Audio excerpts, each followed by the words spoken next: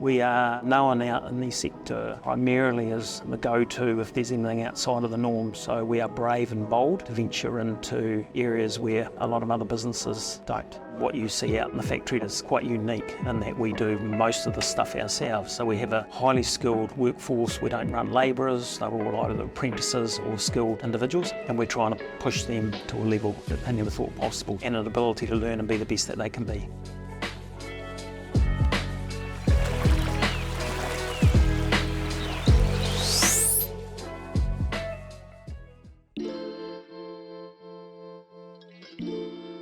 I'm Gary, the Managing Director of MWF Manufacturing. We primarily focused around the joinery aspect of construction, from ceiling panels, acoustics in the commercial sector, residential kitchens, and also down into a couple of specialised product lines like My Little Pub, which we design, develop in-house and manufacture here on the premises in Christchurch. We have a team of 30 plus with some of the latest technology, certainly in the South Island, but I'd say in the country.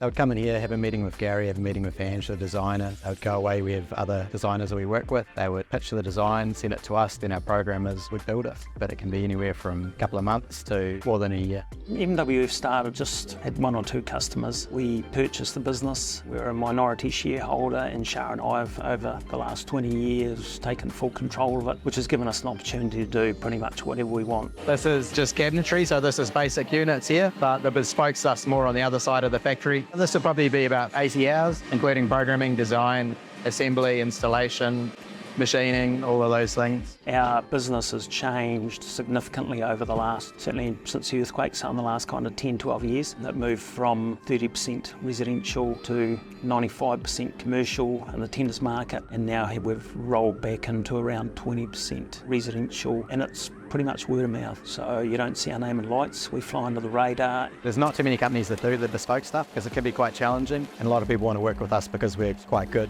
at changing what we do and working to their plans or making our own plans.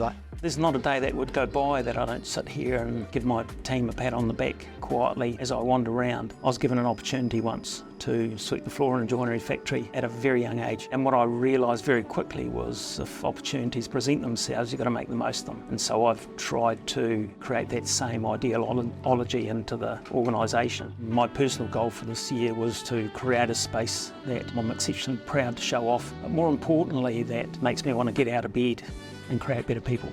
We don't provide for our staff members, we're providing for well over in excess of 100 people. It's their partners, wives, girlfriends. That's what's important to me, to ensure that there is a stable future for the people in our whare, that we can ensure that they're well looked after. We've certainly seen a shift over the last 3 or 4 years. There's no doubt in my mind that a custom-made local product has the longevity and is not the trashy kind of backyard operation with substandard materials. It is the real deal. And you will always pay more for that, but you'll pay less over the lifespan of the product. And it's something that you'll 100% fall in love with for life. All the profits that are generated within New Zealand need to be shared within New Zealand.